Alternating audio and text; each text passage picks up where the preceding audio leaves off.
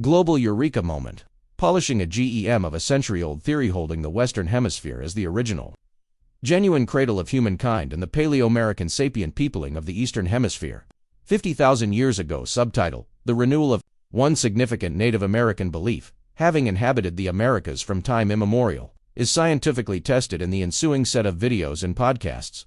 Real verifiable data is balanced by the evolutionary terms determined in the sudden arrival and paleoanthropologic significance of species displacement in the so-called Old World. An exacting examination of the recent paleontological, genetic, behavioral, and archaeological timing of this widespread phenomenon, as seen from a long-dismissed Western hemispherical perspective, conforming with a new assessment of the Americas as the real Old World. Author Alva M. Hickson, American Wellspring, asks, will the long-sought origins of Homo sapiens ultimately be traced to those native to the Americas? The Western Hemisphere was once a leading academic consideration from 1872 to 1910. See Podgorny 2015. Menedes, 2024, and will be re-examined as a viable cradle of humankind. Given the anthropological tools available today, the theory of autochthonous in America suggested that the real Old World was the Western Hemisphere.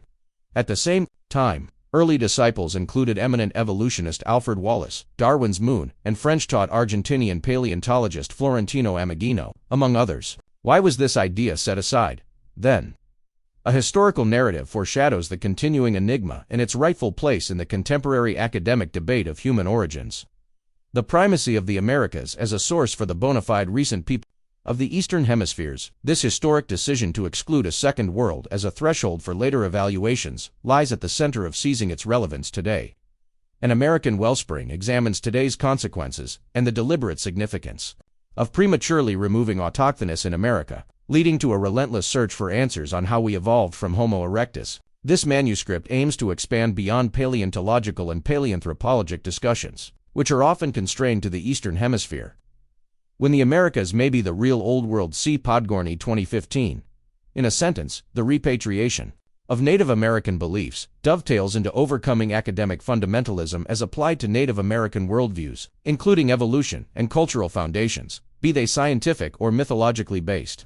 The obligation to overcome censorship dates back to 1492, while few have tackled its evolutionary significance. However, see Wallace, 1887, Ameghino 1910, and others. This obstinacy and ongoing censorship, at its core, has prejudiced scientific revelations central to an academic inclusion of Native Americans as equally qualified to be ancestral to First Peoples everywhere.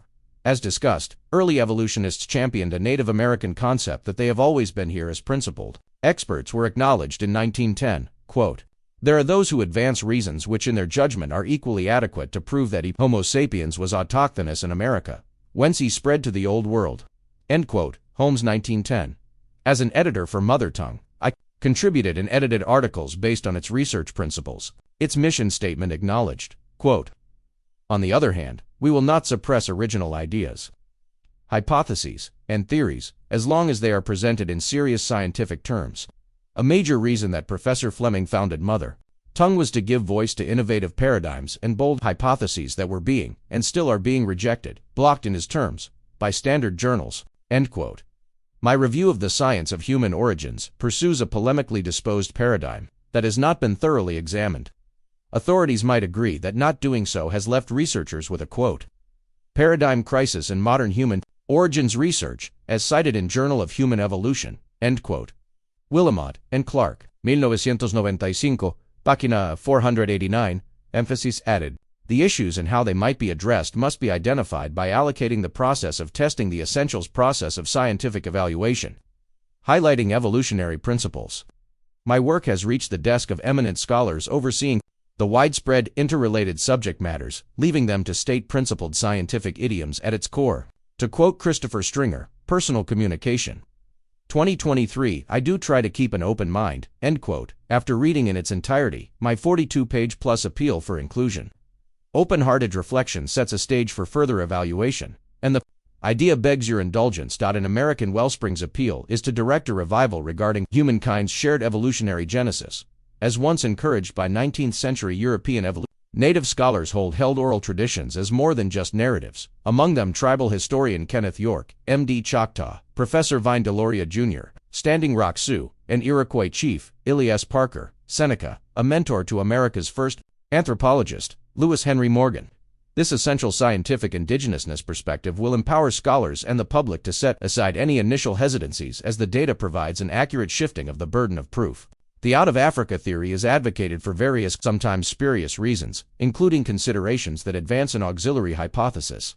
As recognized in multi-regional hypotheses, the questionable transformation in Africa, based on limited fossil evidence juxtaposed with several locations of a transition, exacerbates what many paleontologists have long disdained. Nonetheless, many advocates detail limitations in these two prevailing theories, where Homo erectus populations must be considered as a source of an unproven variable for sudden speciation transformation.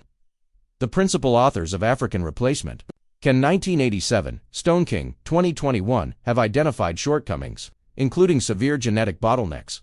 Moreover, a recent out-of-Africa hypothesis provides only a slightly shortened time frame for the same narrative, compressing the multi-regional hypothesis in both time and space into an African genesis from archaic hominids that are not true sapiens.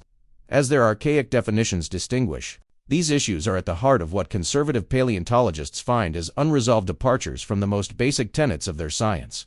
This is not a trivial issue and will be made clear in tackling the scientific process as only an isolated human evolution from within the Western Hemisphere, as predicted 150 years ago, can offer true stasis for the human form over time.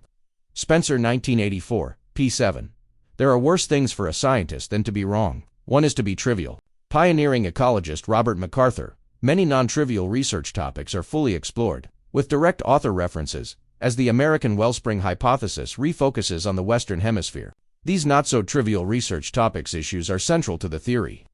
Development of autochthonous in Americas, from which he spread to the Old World. Unfortunately, as I have learned, most researchers were unaware of the pre-existing autochthonous in America circumstances under which the inclusion of Western Hemispheric peoples may be assumed for the recent arrival of descendant Homo sapiens precursors into earlier Old World hominid habitats. Contrarily, the out-of-Africa hypothesis, with the theoretical early dates ranging between 260,000 years ago, must continue to defer to what paleontologists consider a problematic Procrustean morphology shift to so-called anatomically modern humans in a shortened timeline that defies comparisons from the known primate or animal.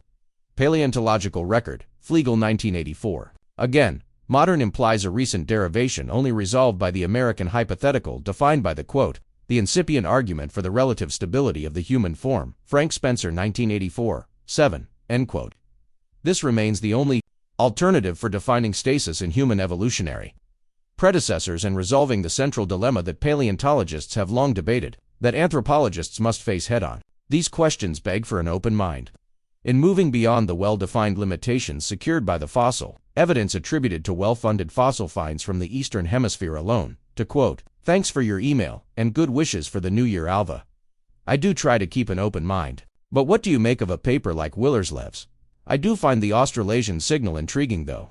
All the best for the coming year, best, Christopher Stringer in an email. 2023, in another example, concerning genetic data, geneticist Alan Templeton found quote, thank you for sending me your interesting work. Even though I don't agree with it all, it is very stimulating and thought-provoking, and indeed well argued, since I ascribe to a hypothesis-testing framework for science. I strongly believe that science does not prove hypotheses to be true, so even when I disagree over truth, not truth, I recognize that it is important always to keep an open mind. With best regards, Alan Professor Emeritus, Washington University, St. Louis, Missouri. Personal email, 2022 quoted reference with his approval. Another reference to what fits a contextualized writing style. Archaeologist James Adavasio Meadowcroft Rock Shelter found, quote, I carefully read your link and like Dr. Templeton, I am impressed by both your writing style and the manner in which you develop your argument. End quote. Please find in the posted and future broadcasts an introduction. 10 points, a chapter outline, a bio, including my research strategy, and a few pages of Chapter 1.